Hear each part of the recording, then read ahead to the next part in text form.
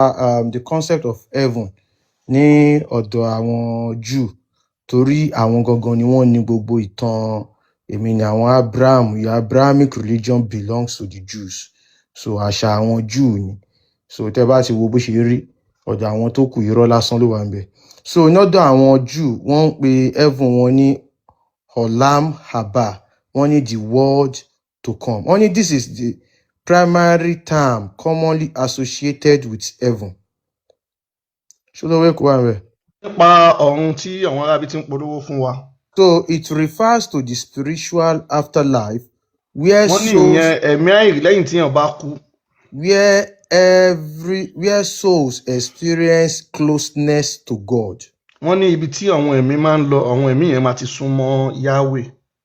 It can also refer to the future messianic age on earth. Wọ́n ní pé ó máa súnmọ́ bí ọjọ́ ọ̀la nípa ọjọ́ orí tí wọ́n pè ní messianic. It is described more as a state of being near God rather than specific physical place. Wọ́n ní ibi tó jẹ́ pé wọ́n ti máa súnmọ́ Yahweh ni.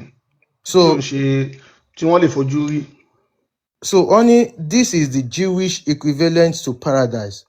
Wọ́n ní ìyẹn ni ọ̀run àwọn Júù. So not the same as the Genesis garden, though related symbolically.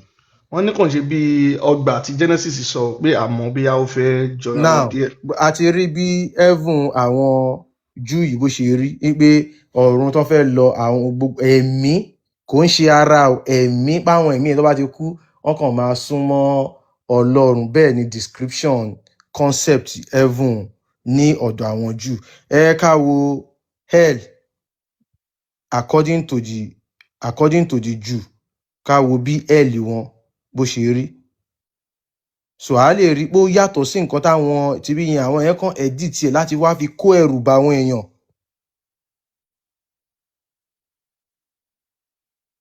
So torí gbogbo àwọn ìtàn yìí àwọn tó ní ìtàn yẹn àwọn Júù ló ní. So ẹ máa gbọ́ wọ́n ní in Judaism the concept of hell exists but it is very different from the eternal punitive hell found in some Christian traditions. Wọ́n ní iná ti Judaism pé ó yàtọ̀ sí èyí tí àwọn Christian tí wọ́n sọ. Iná wọn kì í ṣe kan náà. Ẹ mọ̀ báwọn Christian sọ pé ẹ máa jóná ayérayé, but according to the Jews wọ́n ní náà pé kò rí bẹ́ẹ̀ o. Pé wọ́n ní Jewish hell is better understood as a temporary corrective spiritual state, not a place of everlasting damnation.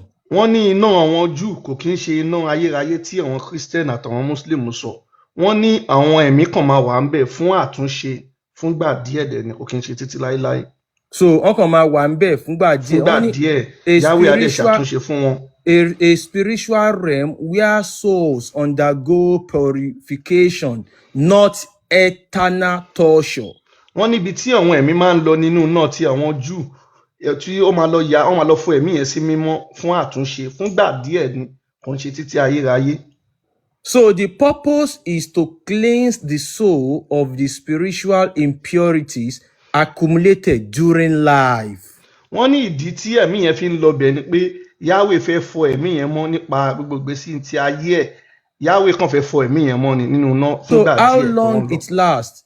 Wọ́n ní báwo ló ṣe máa pẹ́ sí. Most souls stay in the Gehinnom yẹn ní iná wọn for up to 12 months. Wọ́n ní àwọn ẹ̀mí máa wà nínú iná Gẹ̀rímọ̀ ní tàwọn ẹ̀yà Júù. For up to 12 months. Wọ́n ní fún oṣù 12. So the righteous pass through quickly. The average remain for a time. Only the truly wicked stay. MS Muhammadu gbogbo nǹkan ló jẹ́ àwọn arábí náà wò ni. Àwọn Júù náà tún sọ pé àwọn tí wọ́n ní wọnú náà yẹn wọ́n gan tún gba ibi náà yẹn kọjá wọ́n sáré fù. Wọ́n sáré kọjá. Wọ́n gbanú náà kọjá. So ibẹ̀ ni Muhammadu ti mú ló ti jí tó lọ nínú afárá Asirat. Afárá Asirat. So Muhammadu ya rere gan ẹyẹ yan mi. Nǹkan tó ń pè ń bí Jahannama yẹn òun náà pè ní Gehinnom ni wọ́n pè. Muhammadu wá yí sí Jahannama. Epo jọra Gehinnom Jahannama. So that is the concept of heaven and the concept of hell ṣé according ẹ to the gbọ́ Jews. bí ọ̀rọ̀ iná àti ọ̀run tọ̀wọ́n jù ṣe rí ni ẹ má yẹ kí kírísítẹ́nì kan sọ fún yín tẹ́ ẹ bá tẹ̀lé ọmọ ọba kápẹ́ńtà pẹ̀ máa wọná kò sí iná o ìjẹ́ ọmọ Yorùbá ẹ akíkanjú ni ẹ o lè gbélé ayé láì ṣe ẹ̀sìn tó bá dẹ̀ wá bá ẹ pé ẹ tó bá ṣẹ̀sìn kí wàá ló fẹ́ ṣe sọ fún wọn pé ò lẹ́sìn àṣà àti ṣe ẹ lásán ti tó ìjẹ́ ọmọ Yorùbá ẹ ó ti mọ̀ pọ́mọlúàbí kó ṣe òfin ìlú bọ̀wọ̀ fún ìyá ẹ bàbá ẹ ṣiṣẹ́ kó dẹ̀ mú wá ìlọsíwájú fún ìlú ẹ fórílẹ̀-èdè ẹ very simple ó ṣe máa ń jẹ́ dandan oléyàn ó nífẹ̀ẹ́ mi ó kú fún mi yes thank you ìgbà tó kú fún mi ó tún ní wọ́n bí mi sínú ẹ̀ṣẹ̀ ádámọ̀ asau now owó Solomon mi ì jogún ẹ̀ báwo mo ṣe fẹ́ jogún ẹ̀ṣẹ̀ Adam asau now so má jẹ́ kí wọ́n tàn ẹ́ èèyàn tó kú fún ẹ ó wá ní tẹ̀lé òun mo ní mi tẹ̀lé ó ṣe wá di pé máa jóná so ẹ má jẹ́ kí wọ́n tàn yín o ìkan ní ẹ tó bá tẹ̀lé òun wàá jóná ìkejì mú idà dání tó bá ti ṣe Islam wọn á pa ẹ́ wàá dẹ̀ tún jóná ṣé ẹ rí i pé àwọn ará bíi kan kó wọn papamọ́ra ni ẹ má tẹ̀lé ẹnu ẹ jẹ́ àlọ́ yá. So now àwa fẹ́ lọ sí the concept of heaven according to the Christians. àwa ń lọ sí bí àwọn kìrìsìtẹ́nì ṣe ṣe àpèjúwe iná tiwọn àti ọ̀run rere wọn. Wọ́n ní at its heart Christianity teaches that heaven is being in the full presence of God. ní ọkàn àwọn kìrìsìtẹ́nì ń sọ nípa bí wọ́n ṣe máa wà ní pẹ̀lú bó ṣe máa wà lójú Yahweh wọn bó ṣe máa wà ní ọ̀dọ̀ Yahweh wọn. Experiencing perfect love, joy, peace and holiness. tí wọ́n dẹ̀ máa rí ìrírí ìfẹ́ ìdùnnú lọ́dọ̀ Yahweh wọn. Freedom from sin, suffering and death. wọn ò ní rí ẹ̀ṣẹ̀ àti ikú tó bá ti wà ní ọ̀run rere wọn ni o. So is it physical or spiritual? Only Christianity views heaven as both. ṣé nǹkan tá a máa rí sójú ni àbí ẹ̀mí àìrí ni. A spiritual reality now. Souls of the saved enter God's presence after wọ́n ní àwọn ẹ̀mí death. tí ó bá gba ìgbàlà ó máa dé wájú Yahweh wọn. A physical reality in the future after the second coming wọ́n and ní the nǹkan tó ṣe resurrection. fojú rí ni lẹ́yìn ní ọjọ́ iwájú ìyẹn ọ̀run wọn ni wọ́n sọ. After the second coming and the resurrection of Jesus, Christians believe in a new creation. wọ́n ní lẹ́yìn tí wọ́n padà wá pé wọ́n nígbàgbọ́ pé wọ́n yìí máa tún wọn dá. New heavens and new earth.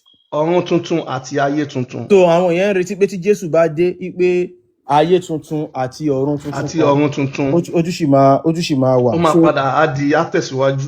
Now wọ́n wá ní no pain, no mourning or death. wọ́n ní kò ní sí ìnira kò dẹ̀ ní sí ẹkún pé So èèyàn kan wọ́n ṣọ̀fọ̀. this is the concept of heaven according to the eléyìí ni ọ̀run àwọn kìrìsìtẹ́nì. ẹ ká wá wo bí iná wọn ṣe fẹ́ rí. tẹ bá ti wò yẹn tán wọn á wá sọ iná muslim náà fún yín ẹ rí ni àwọn èèyàn mẹ́ta wá ń fi iná dẹ́rù bá àwọn èèyàn. tẹ̀lé mi má tẹ̀lé mi tẹ̀lé mi má tẹ̀lé mi tó bá tẹ̀lé mi wàá jóná ni tó bá lè tẹ̀lé mi ò ní jóná. ẹ̀yin àwọn èèyàn wá gan mi ìmọ̀jọ́ táwọn èèyàn wá máa rò tó bá ti ṣe muslim ó máa jóná lọ́dọ̀ christian tó bá ti ṣe christian ó máa jóná lọ́dọ̀ muslim. àṣà ọ̀nà àwọn èèyàn mi àwa Yorùbá dẹ̀ smart jù báyìí lọ báwo lọ ṣe mú wa gan-an. tí bá ṣe muslim sì máa lọ jóná lọ́dọ̀ christian tí bá ṣe christian máa lọ jóná lọ́dọ̀ muslim. àṣà ọ̀nà irọ́ ni gbogbo. Now irọ́ lásán. wọ́n ní hell is primarily defined not as a place of fire but as a state of eternal separation from God. ẹni sùn ibi bẹ̀yẹn wọ́n ní bí iná ń sìn tí wọ́n ṣàpèjúwe ẹ̀ wọ́n ní kò ń ṣe iná o bó kàn jẹ́ pé ìyapa kò ní sí pẹ̀lú Yahweh ni wọ́n máa kó wọn sápá kan ó yẹ jẹ́ àlọ́. Who is eternal separation from God? Who is the source of life, goodness and love? ó ní ó kàn jẹ́ pé wọ́n máa yà wọ́n wọn ní sí níbi tó da gbogbo ìgbádùn pẹ̀lú Yahweh. Because God honors human free will. ó ní torí pé Yahweh lòun pọ́n àwọn tí àwọn èèyàn kan máa ṣe kókó wọn. wọ́n ní ààyò tí wọ́n lẹ́tọ̀ọ́ àti mú ààyò wọn nǹkan tí wọ́n fẹ́ fúnra wọn. Those who reject God choose separation. àwọn tí wọ́n kọ̀ láti má tẹ̀lé Yahweh àwọn yẹn ni wọ́n máa tẹ̀lé ìpínyà. Hell is a result of that choice. ó ní iná wá ní nǹkan tí wọ́n mú yẹn ibẹ̀ ni wọ́n máa gbẹ̀yìn ayé wọn sí iná náà ni. Iná náà ni. Now wọ́n máa wà ní inú iná yẹn for life. Only most Christian theologians understand this as metaphors expressing. So wọ́n ṣàkóòtì àwọn nǹkan tó máa ṣẹlẹ̀ nínú iná yẹn. Wọ́n ní suffering, regret and the absence from God. Yahweh ò ní yọjú sí wọn gbogbo ẹ̀ báyẹn.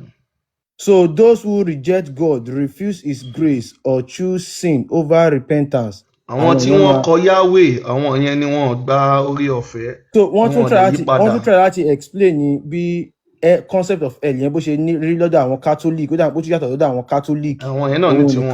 Catholicism ó yàtọ̀ lọ́dọ̀ àwọn Orthodoxy. Gbogbo wọn ní oríṣiríṣi Orthodox náà ní. Now wọ́n wá ní is hell eternal?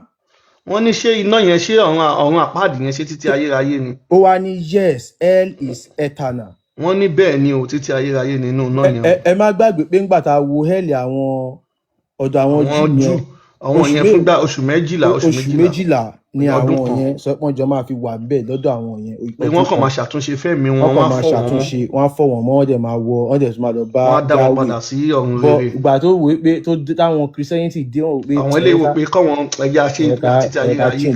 Ẹ̀ka change kìíní ẹ kò ní jẹ kẹ́rù lè bà wọ́n dáadáa. Ẹ̀ka sọ fún wọn pé wọ́n máa wà níbẹ̀ títí láéláé. So ẹ wá jẹ́ ká wá lọ sí heaven àwọn Mùsùlùmí ẹ̀dẹ̀ pé area of specialization tọ̀dọ̀ ti wà nìyẹn. So a ní láti máa kà yẹn láti inú Quran kẹ́ ẹ lè máa rí bí yẹn bó ṣe rí concept heaven àwọn Mùsùlùmí. Ẹ ká máa gbé sí ní kọ̀ọ̀kan.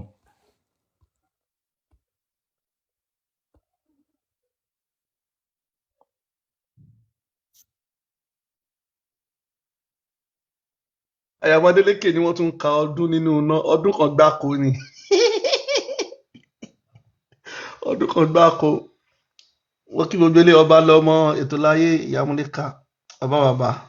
Ọ̀kẹ́ tàbá kan ètò bọ́ọ̀lẹ̀ pé kí yẹn. But how come wọ́n kàn edit gbogbo kìíní ìfáwọn èèyàn ni? Kan iná kẹ̀. Wọ́n gbá àwọn èèyàn wa kò sí náà. Ayé gan ò parẹ́. Tẹ́lẹ̀ sí the dreamer ẹ lè gbóhùn sókè. Dreamer of Lagos, Alala. Zion Nation ẹ lè gbóhùn sókè tẹ́ bá wà ń bẹ̀rẹ̀.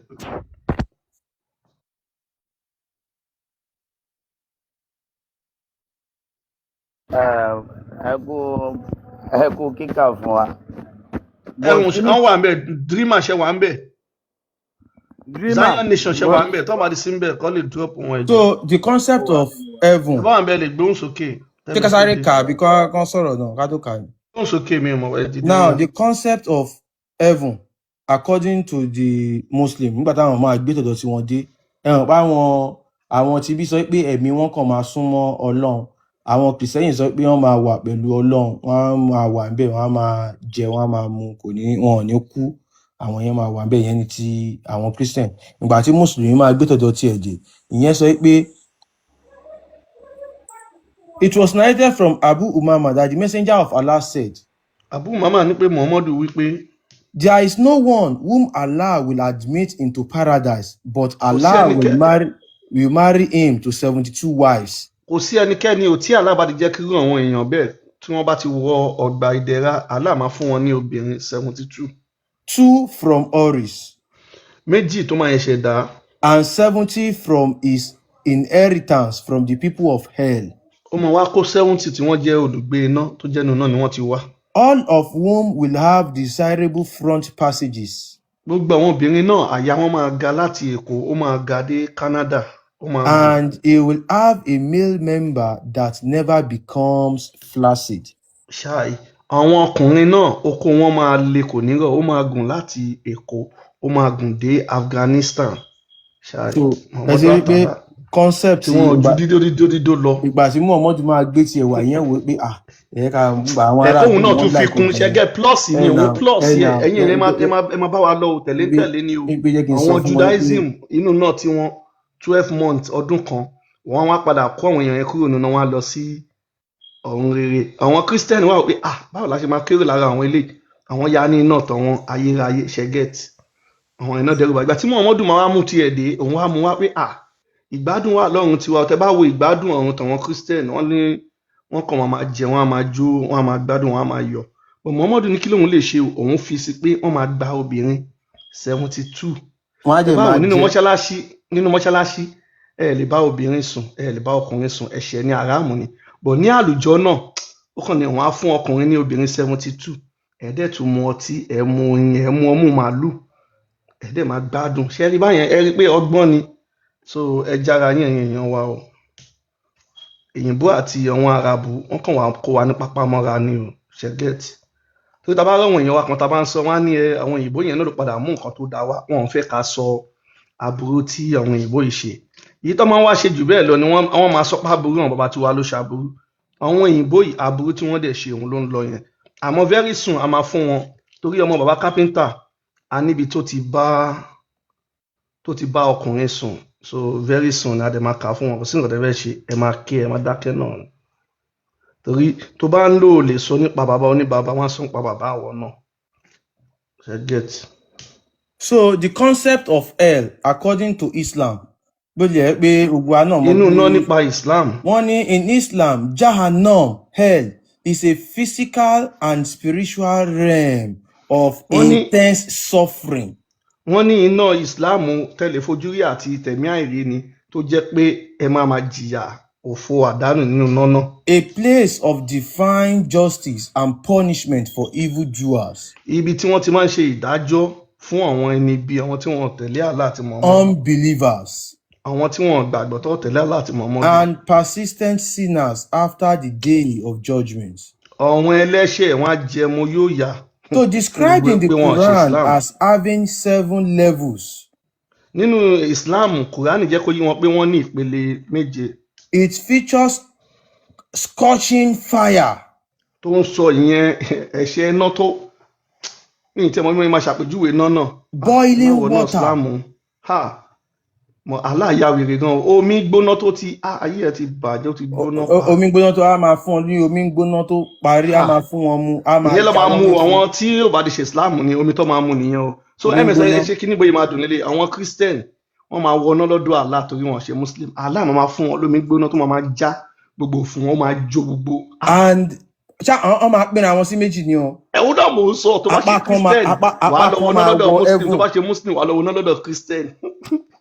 And a horrible food and drink. Allah lóhun a máa fún wọn lóúnjẹ burúkú bí oúnjẹ ẹ̀gún ló máa fún wọn like turning trees and pulse. Ṣé ẹ mọ̀ àwọn ẹ̀gún kan báyìí tó máa ń lẹ̀ mọ́ yànyàn àbọ̀wọ̀n ẹ̀gún bí igi tó máa ń kílè Allah ló máa tì bọ̀ wọ́n lẹ́nu lẹ́mọ́ máa jẹ. With punishment varying in severity. Ṣé Allah àti àwòdàpá làwọn ló ṣe àwọn vampire movie yẹn. Allah yà wèrè gan. Though generally eternal for non-Muslims. Ṣé ẹ ti gbọ́? Ṣé rí báyẹn ẹ̀yin Kírísítẹ́nì Allah lẹ máa wà nù náà ẹ máa wà bẹ́ẹ̀ títí ayérayé ni o. While Muslims may eventually be cleansed and enter paradise. Àwọn Muslim á wà nínú àlùjọ náà wọ́n á máa gbádùn wọ́n á máa ṣe fàájì wọ́n á máa móbìnrin 72 wọ́n á máa pàpà súpé wọ́n á máa.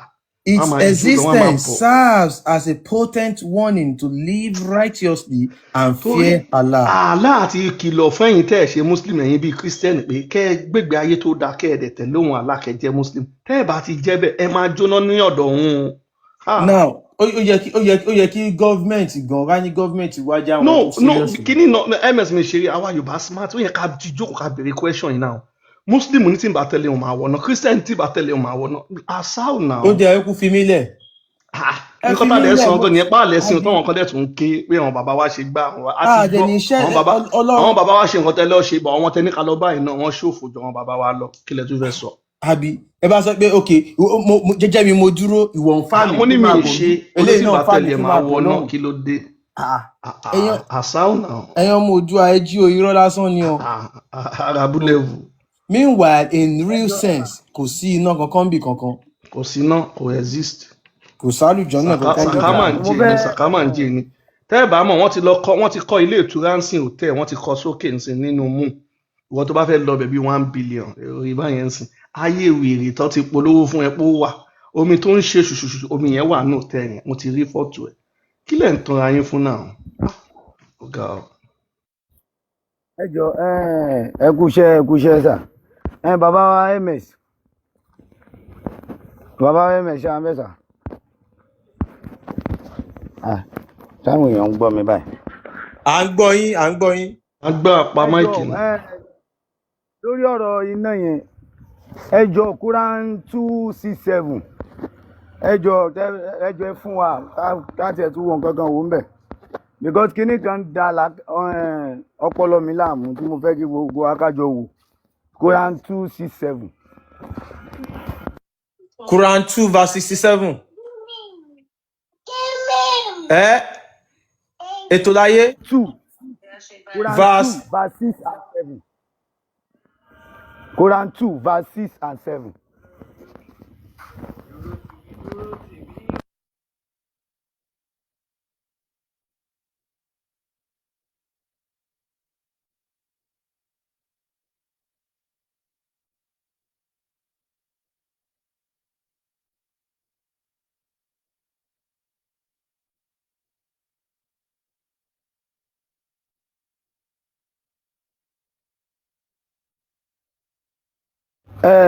Ẹ̀yin èèyàn jẹ́ kí a jọ wo kíní. Wọ́n claim wípé Allah ló dá gbogbo wa bó tiẹ̀ jẹ́ pé claim ni. Now ẹni tó dá wa ṣèyàn máa ń lágbára tó lágbára tó anything. Ó tún wá ń sọ ń bíbà yìí wípé àti gbogbo sórí gbogbo àwọn aláìgbàgbọ́ yẹn àti mọ́ palẹ̀ wọn lórí àti complete fún wọn. Ó sọ fún wọn o ó sọ fún wọn o wọn ò ní gbà. Allah ó ní òun ti complete lórí àwọn aláìgbàgbọ́. Ó sọ fún wọn ó sọ fún wọn wọn ò ní gbà náà ni. Okay, Allah tó dá wa tó sọ fún wa pé wọ́n ló rán àwọn Muhammadu sí wa. Ó tún wá ní tán bá dọ́dọ̀ wa tán jíṣẹ́ o ní gbà. Ó ti tọ́jú ọkàn wa. Ẹ jẹ́ bá mi gbé sí 7 yẹn sà. Oye, so torí pé ẹ máa wo ó ní torí pé Allah has sealed their heart. Torí pé àwa Allah ti ti ọkàn wọn pa, àti ti etí wọn pa, àti cover ojú wọn. Oye mẹ́yẹn. So ẹ wá dákun, tí Allah bá wá ń fi ìyà jẹ àwọn tó ṣe pé òun Allah náà ló ṣe léyìí fún, ta ló jẹ̀bi nínú Allah àti àwọn èèyàn yẹn?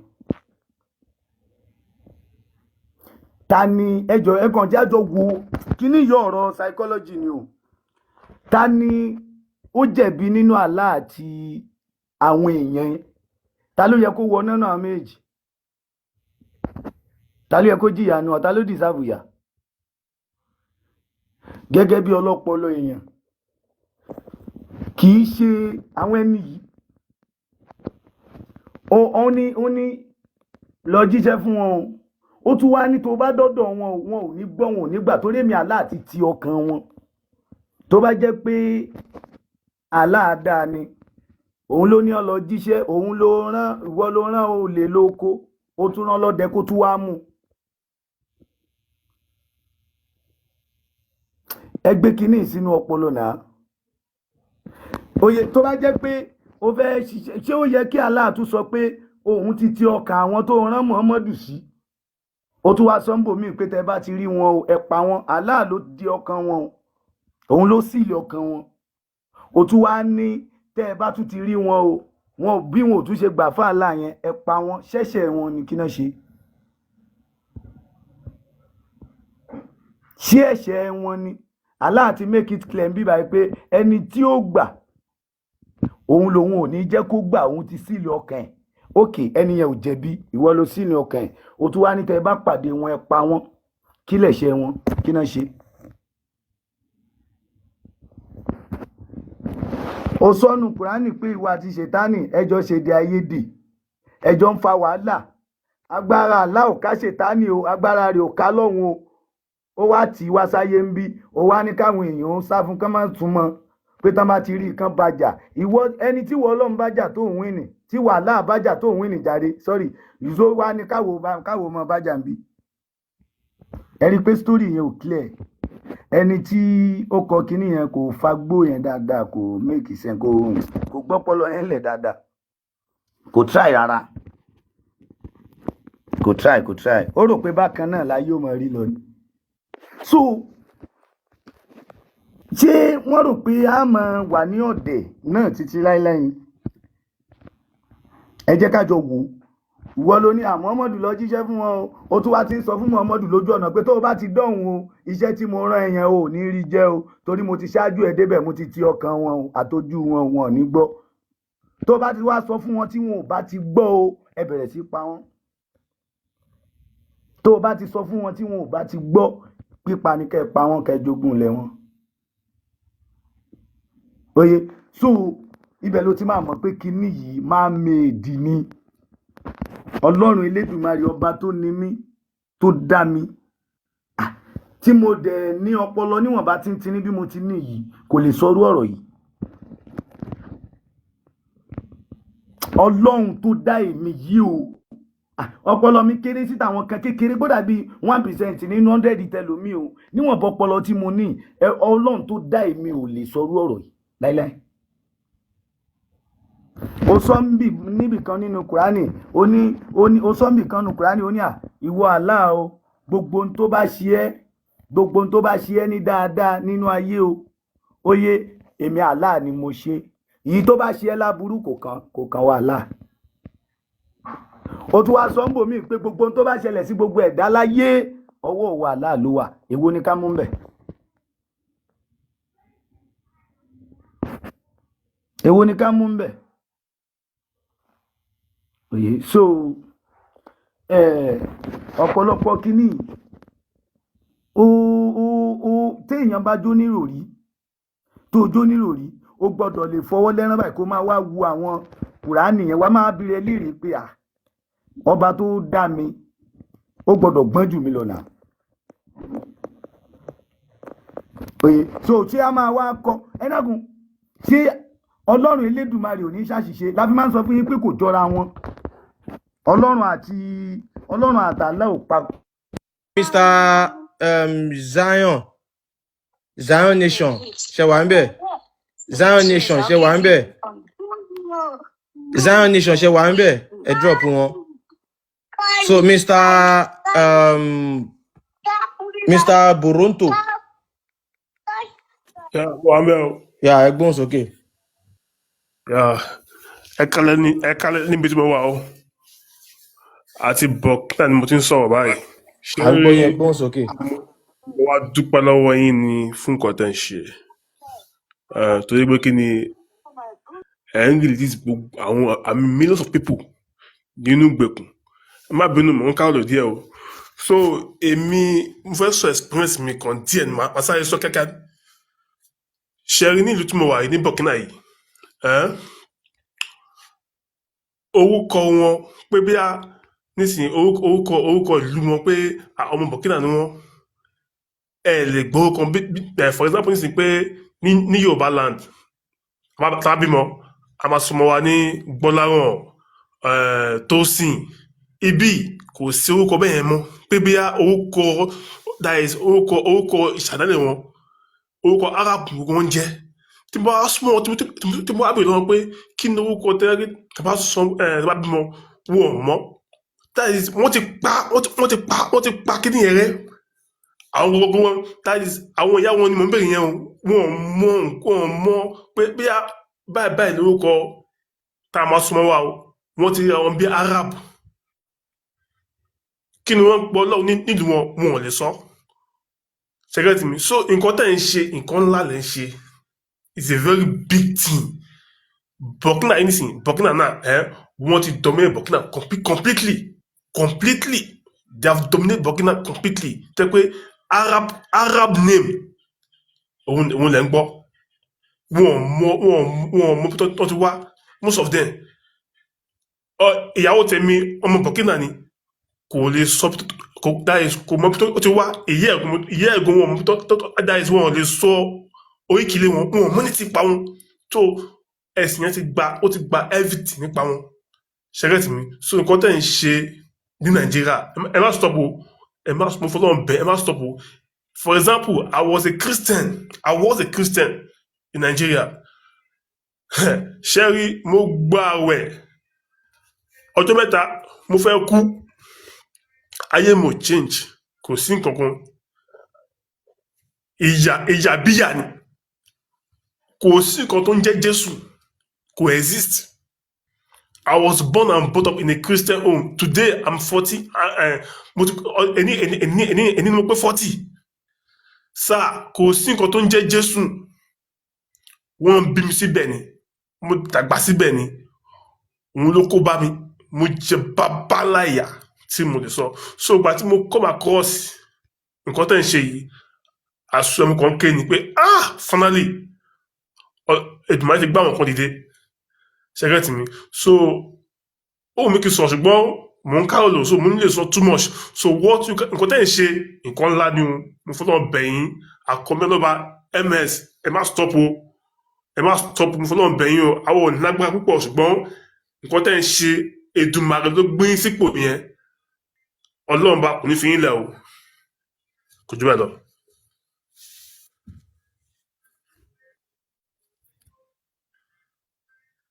Ó kí gbogbo ilé o.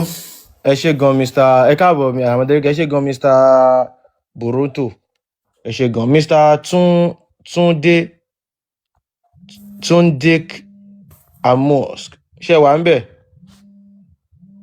Ó dà pé wọn ò sí ń bẹ̀ o. Amadérike gbóhùn sókè. Ó kí gbogbo ilé. A kú àti àárọ̀. Kọ̀sùn tí ń gbọ́ bí gbogbo ẹ̀ ṣe ń lọ, ṣe kí mò ń wọlé mò ń jáde ní bọ̀, mò ń gbọ́ díẹ̀díẹ̀. Inú mi dẹ̀ dùn sí, mo kí gbogbo ilé lẹ́ẹ̀kan sí o. Inú mi dẹ̀ dùn sí gbogbo, especially Quran verse tí bàbá ètò láyé tí wọ́n mú wá. Because ẹ̀mọ̀ tá à ń túbá pọ̀lá ń gbà yẹn, àwọn Quran verse tó funny ni. Because àìlẹ̀ tó bá dé pé mo rí pé bàbá IMX wọ́n sọ̀rọ̀ nípa Suratu Al-Qadri. So ẹ̀mọ̀ kadà ti sọ àlàyé nípa kádàrà náà, ní pé kádàrà nǹkan tí ó ṣe change ni. So káàdẹ̀ ní àdìtì méjì tó sọ pé kò lè change. So Allah ti dọ́mọ náà fọmọ náà, ó dẹ̀ ti dọ́mọ àlùjẹ́ náà fálùjẹ́ náà. Nígbà tí tó fi nǹkan gbá apá Ádámọ̀. So tabadẹ̀ tó wà tó sọ̀rọ̀ nípa nígbà tí wọ́n wà nígbà tí wọ́n ti dé àtọ̀ bàbá wọn gan. So ẹni tí ó lọ náà Allah ti mọ̀ nígbà tí wọ́n ti dá wọn rárá. So àwọn yẹn ti wà design kalẹ̀ láti ọ̀dọ̀ Allah. So tó ti jẹ́ pé iná gẹ́gẹ́ Allah design wọn fún tí wọ́n máa jóná. Àwọn àdìtì méjèèjì tí mo sọ yẹ tá ti kàkà ní bíbá méjèèjì yẹ ó ṣe àlàyé yẹ tá bá fi ọkàn bá àdìtì yẹ lọ, which is very funny. So ṣé wá rí Suratu Al-Qadri nínú Quran tí bàbá IMX tí wọ́n kà tí wọ́n fi ṣe program yẹ. So èmi wá ní láti jókòó tí mo ní láti tún gbọ́ cosmetic lọ kà separately. Torí pé àwọn kan máa fẹ́ claim pé súrà yẹ wọ́n lè fi change kádàrá ní pé kìíní kan kìíní. So wọ́n á kọ́ àwọn people yóò wọ́n kàn ó dà kí wọ́n mọ bí olódò ni wọ́n náà ni olódò náà ni wọ́n anyway. So tí ẹ bá dẹ̀ go through súrà yẹ tẹ bá kà ẹ máa rí pé kó tó di pé èèyàn máa change sọ pé ó fẹ́ change destiny or anything ṣe àwọn kò ní láti kọ́kọ́ jẹ́ mùsùlùmí. Náà ẹ wá wo Quran verse tí bàbá ètò láyé gbé wáyé tó sọ pé òun ti dín wọn lọ́kàn pa. So ṣẹ́ni tí wọ́n ti dín lọ́kàn pa lẹ́ máa ní kó wá ṣe Suratu Al-Qadri kó wá gba àwẹ̀ torí time Ramadan ní nǹkan yẹn lóye ní wọ́n máa sọ pé wọ́n máa ṣe last 10 days kí mo báyẹ̀ oníkíní yẹn oṣù yẹn ni wọ́n fi ń ṣàlàyé níbi bẹ̀yẹ according to that Quran. So ibi tẹ́tí máa ń pé ọ̀rọ̀ àwọn people yẹ ọ̀rọ̀ wọn fọ́ nìyẹn. So kò sí nǹkan kan tó lè tí wọ́n lè fi kó ọ̀rọ̀ iná yẹ tí wọ́n lè fi kó yọ. But àwọn àfáà máa ń twist àwọn brain àwọn èèyàn pé bóyá ọgbọ́n wà tí wọ́n sì lè dá sí. So kẹwàá jẹ́ ká wá wo lọ́wọ́ náà àwọn àdíìtì wọn. Inú Sahih Muslim àdíìtì 262A àwọn àdíìtì yẹ ó pọ̀ tó sọ àwọn nǹkan yẹ. Ibi tí Allah ti ń sọ fáwọn èèyàn pé nke Muhammad sọ wípé gbogbo nǹkan lé ayé tó jẹ́ nǹkan ẹ̀kọ́ lé ayé pátápátá tí èèyàn máa fi lórí ayé ìjà ó ní ànábì ti kọ́ àwọn. So ṣé mọ̀ pé ọ̀rọ̀ yẹ ṣé mọ̀ ọ̀rọ̀ yẹ ó túmọ̀ sí pé kéèyàn má wulẹ̀ ronú kankan mọ́. Ìdí tẹ́ fi máa ń ra àwọn mùsùlùmí ẹ̀ tí wọ́n kì í ronú nìyẹn o. Ó túmọ̀ sí pé kéèyàn má wulẹ̀ ronú kankan mọ́ torí gbogbo nǹkan tó jẹ́ ẹ̀kọ́ ni Muhammadu ti kọ́ àwọn èèyàn. Ó wá tẹ̀síwájú ó ní tó fi débi ibi bá ṣe máa yàgbẹ́ ànábì kọ́ wa tẹ́ bá lọ kà àdìtì yẹn fọ́ ni. So ibi tẹ́ ti máa mọ̀ pé ọpọlọ àwọn èèyàn wa ọpọlọ wọn ti lọ nìyẹn. So irú ọ̀rọ̀ yánmọ̀yánmọ́ wo nìyẹn. So ìdí tí tó jẹ́ pé yóò gbọ́dọ̀ allow kí ẹ̀sìn yẹ kó gbilẹ̀ láwùjọ nìyẹn. Cause àwọn èèyàn nílé ronú wọn nílé ṣe anything. Nígbà tí wọ́n bá pé dídìrín kan tó wá nígbà tí ò tiẹ̀ tí sí nǹkan tó ń jẹ́ electricity, ó ti kọ́ yín bí bẹ́yàn ṣe máa lo ilé ayé látòkè délẹ̀. Ṣé ẹ mọ̀ kẹ́yìn ti ní problem nìyẹn tó yìí jẹ́ pé ayé ẹwọ àti ń lo AI ní ìsìn báyìí lórí ó dà pé TikTok náà àwọn náà ti introduce tiwọn náà ní AI tíyàn ti lè máa search lórí TikTok náà. So àwọn akẹ́ Muhammadu tó dìdìrín yẹ tí ò mọ ọwọ́ tún yàtọ̀ sósì ó ti kọ́ gbogbo àwọn nǹkan táwọn fẹ́ jẹ́ nílé ayé, and that is the reason why táwọn dìdìrín yẹ tí wọ́n kì í fi ní ronú. So kí bí a máa padà gbé àdìtì yẹn sókè tí Big Joe bá dé, so ká tẹ̀síwájú. Bàbá